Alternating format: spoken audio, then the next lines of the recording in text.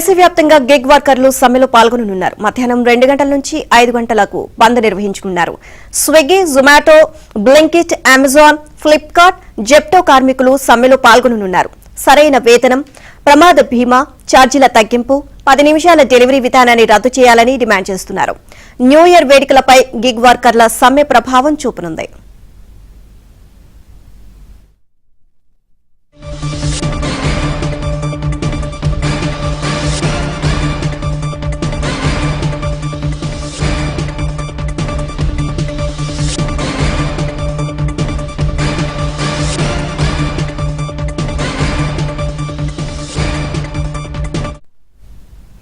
ఇదే అంశానికి సంబంధించి మరిన్ని అప్డేట్స్ మా ఢిల్లీ బ్యూరో చీఫ్ కృష్ణ నాయుడు తెలుసుకుందాం. కృష్ణ, ఒక్కసారిగా అందరూ గిగ్ వర్కర్లు అందరూ కూడా సమ్మె నిర్వహిస్తున్న పరిస్థితి, మొత్తం కూడా ఆన్లైన్ షాపింగ్ ఎక్కువైపోతున్న ఈ సమయంలో అండ్ అందులోనూ న్యూ ఇయర్, సో ఇప్పుడు గిగ్ వర్కర్ల సమ్మె ఎలాంటి ప్రభావం చూపించనుంది? Good morning Neelima. గిగ్ వర్కర్లు అంటే ఈ యాప్ల ద్వారా పనిచేసే కార్మికులు, అంటే స్విగ్గీ, జొమాటో, బ్లింకిట్, జెప్టో, అమెజాన్ డెలివరీ, అదేవిధంగా ఫ్లిప్కార్ట్ డెలివరీ, ఈ విధంగా యాప్ల ద్వారా పనిచేసే కార్మికులను గిగ్ వర్కర్లు అంటారు. ఈ కంపెనీల్లో పనిచేసే వాళ్ళకి స్థిరమైనటువంటి ఉద్యోగం, అంటే వాళ్ళు కన్ఫర్మ్డ్ లేబర్స్ కాదు. అదేవిధంగా రోజువారీ డెలివరీ ఆధారంగా వాళ్ళు డబ్బులు సంపాదిస్తుంటారు. గిగ్ వర్కర్లు చాలా కాలంగా కొన్ని సమస్యలు ఎదుర్కొంటున్నారు. వాటికి పరిష్కారం కావాలనే ఉద్దేశంతో దేశవ్యాప్తంగా ఈ రోజు సమ్మెకు పిలుపునిచ్చారు. అయితే మధ్యాహ్నం 2 గంటల నుంచి సాయంత్రం 5 గంటల వరకు ఈ సమయంలో మాత్రమే చాలా మంది వర్కర్లు ఈ యాప్ నుంచి లాగౌట్ అవుతున్నారు. డెలివర్లు చేయమని కూడా చెప్తున్నారు. అందుకే ఆ సమయంలో ఆర్డర్లు ఆలస్యం కావచ్చు, లేదా రద్దు కూడా అయ్యే అవకాశం ఉంది.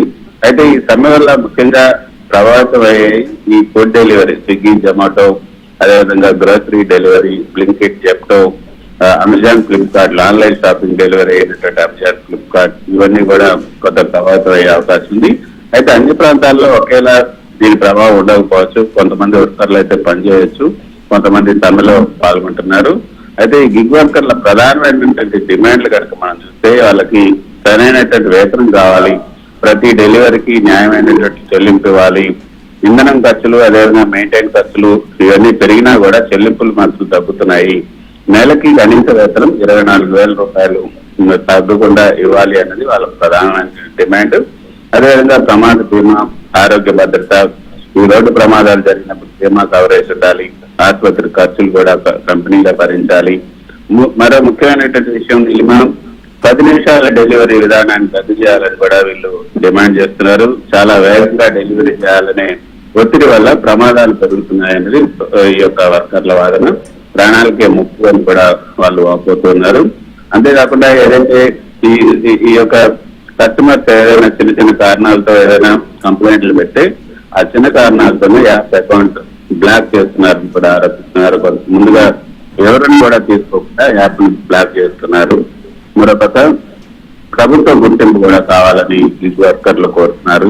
గిగ్ వర్కర్లను అధికారిక కార్మికులుగా గుర్తించాలి, పిఎఫ్, బీమా, సెలవు వంటి హక్కులు కూడా కల్పించాలని కూడా వాళ్ళు ప్రధానమైన డిమాండ్.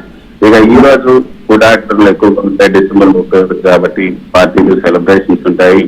అదే రోజు ఈ సమ్మె చేయడం వల్ల కొంచెం డెలివరీ ఆలస్యం కావచ్చు, కొన్ని చోట్లయితే సేవలు పూర్తిగా నిలిచిపోయే అవకాశం ఉంది. అందుకే న్యూ ఇయర్ వేడుకల పైన ప్రభావం ఎక్కువగా ఉంటుందన్నది పరిశీలన చెప్తున్నట్టు మాట. Right, thank you Krishna.